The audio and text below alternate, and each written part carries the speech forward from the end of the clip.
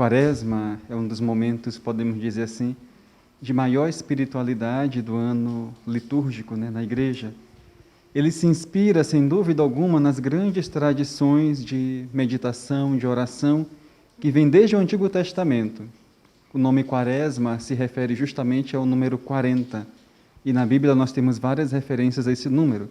Os 40 dias do dilúvio, que Deus enviou à Terra justamente para purificar e renovar a sua criação. Os 40 anos que o povo de Deus passou no deserto, na sua caminhada, rumo à Terra Prometida. 40 dias que Moisés passou no alto do Monte Sinai, ali em jejum, em oração, para receber as tábuas da aliança. E o exemplo maior de todos, os 40 dias que Cristo também passou no deserto, fazendo jejum, se preparando para a sua missão. Então, esse número 40, esse tempo da Quaresma, sempre faz essa referência à conversão. É um convite à mudança de vida, é um convite a nós nos colocarmos mais profundamente na presença de Deus, refletirmos sobre a nossa vida, sobre a nossa caminhada, confrontando ela com a vida e o exemplo de Jesus. É um convite à conversão. 40 dias, de uma forma simbólica, para fazer esse convite mais profundo à mudança de vida. E para fazer essa experiência, a igreja ela faz algumas propostas. Logo no início da Quaresma, na quarta-feira de cinzas, ela apresenta o evangelho em que Jesus fala sobre o jejum, a esmola e a oração. Então, essas três atitudes são aquelas que a igreja apresenta para nós bem vivermos a Quaresma e fazermos essa experiência de conversão. A prática do jejum, a penitência, os sacrifícios, as renúncias, a vida de oração mais profunda e dedicada a Deus e a esmola, que é a caridade, nos esforçarmos mais para servirmos os irmãos. 40 dias, jejum, oração, penitência, conversão, para quê? Para bem vivermos e celebrarmos a Páscoa, a ressurreição do Senhor. No começo da igreja, lá nos primeiros séculos, esse tempo da Quaresma ele era dedicado para os que iam ser batizados, os catecúmenos. Eram os últimos dias da preparação para o batismo. Então, toda a liturgia era voltada para eles. Hoje, tem também esse mesmo objetivo, mas é também voltado para todos aqueles que são batizados, para que nesse clima de conversão, de penitência, possam renovar as suas promessas batismais lá na Vigília Pascal. Renovarmos, assim, a nossa vida cristã. E, padre, além do início da Quaresma, a quarta-feira de cinzas também marca o início da campanha da fraternidade.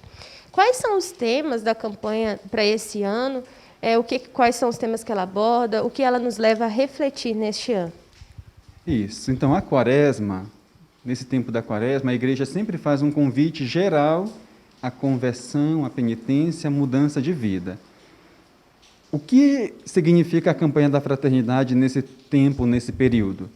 A campanha ela apresenta um aspecto, um tema específico para que a gente reflita de uma forma mais profunda. Então, temos aí um vasto campo para a gente se converter, mudar e melhorar.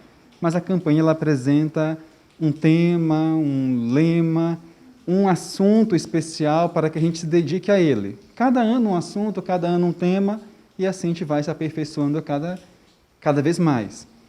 Esse ano a campanha, tem aqui o texto base, esse ano a campanha ela apresenta justamente esse tema, fraternidade e diálogo, compromisso de amor, com um lema que é inspirado, que é tirado justamente da carta de São Paulo aos Efésios, Cristo é a nossa paz, do que era dividido, fez uma unidade.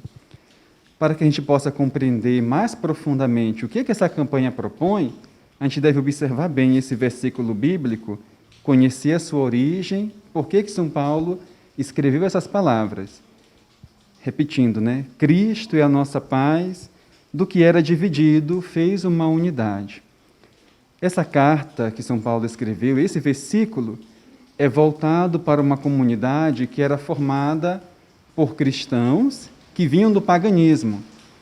No começo, nos primeiros séculos do cristianismo, uma das grandes dificuldades que havia no seio da igreja era justamente manter a unidade entre aqueles que professavam a fé em Jesus, que vinham do judaísmo, o povo da aliança, o povo escolhido por Deus desde o princípio, e aqueles que acreditavam em Jesus, os cristãos, que vinham do paganismo, de religiões que não eram reconhecidas como dedicadas a Deus.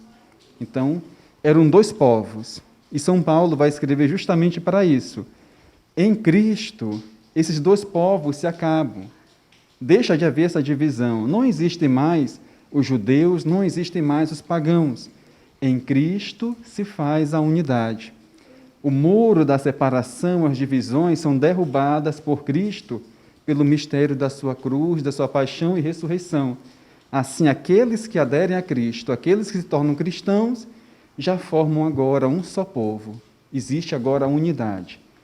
Não um grupo dos judeus, não um grupo de pagãos, mas um só povo, uma só igreja.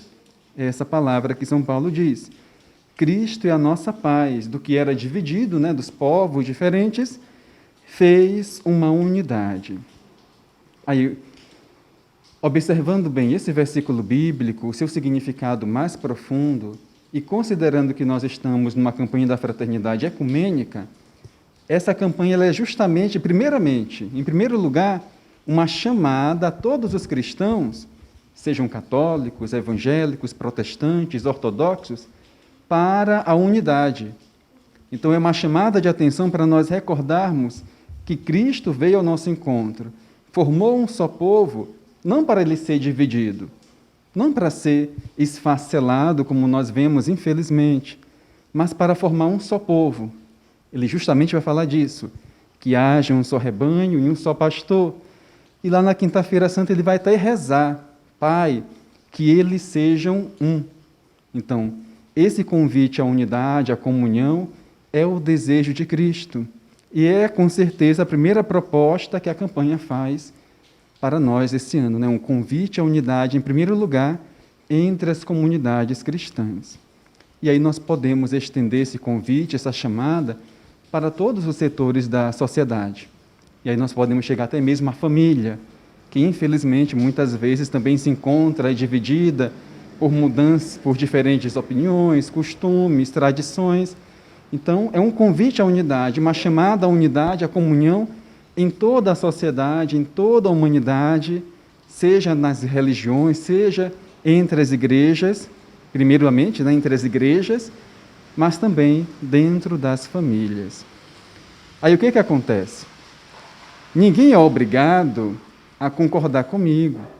Ninguém é obrigado, forçado a estar em comunhão comigo, a mesma fé, a mesma igreja, enfim, somos livres. E aqui nós podemos falar brevemente do tema da campanha, fraternidade e diálogo, compromisso de amor. Em Cristo nós reconhecemos que somos todos irmãos, todos, independente da raça, da religião, da condição social, somos todos irmãos. Isso é a fraternidade, devemos cultivar isso em nossa vida. Mas também devemos dialogar com aqueles que pensam e vivem de forma diferente de nós. Isso exige de nós o quê? Respeito. Então, eu tenho as minhas ideias, eu tenho minha fé, eu tenho meu modo de viver, mas eu não posso obrigar o outro a concordar comigo. Isso é respeito, isso é diálogo.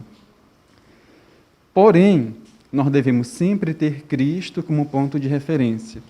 Ninguém melhor do que Ele sobre ser fraterno, sobre dialogar.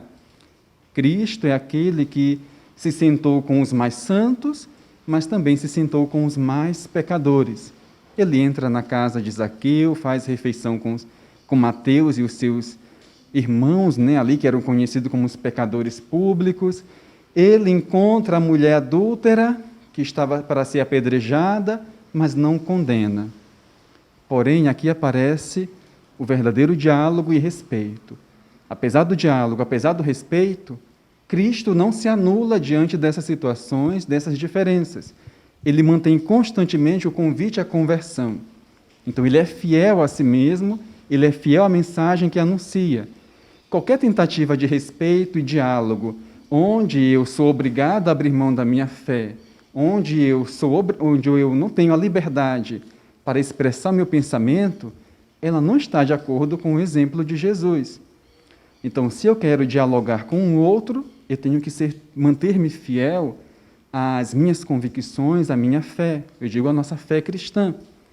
Então, eu não posso simplesmente acolher o outro e dizer que está tudo bem na vida dele para agir com respeito. Não, isso não é diálogo, isso é anulação de mim mesmo. Embora Cristo tenha também se anulado muitas vezes, mas ele fez isso para quê? Para chegar até o outro, para acolher o outro e fazer o convite à conversão. Então ele vai à casa de Mateus, vai à casa de Zaqueu, porém eles mudam de vida, se converte. Ele não condena a pecadora, a mulher adúltera que ia ser apedrejada, mas faz o convite à ordem, vai e não peque mais.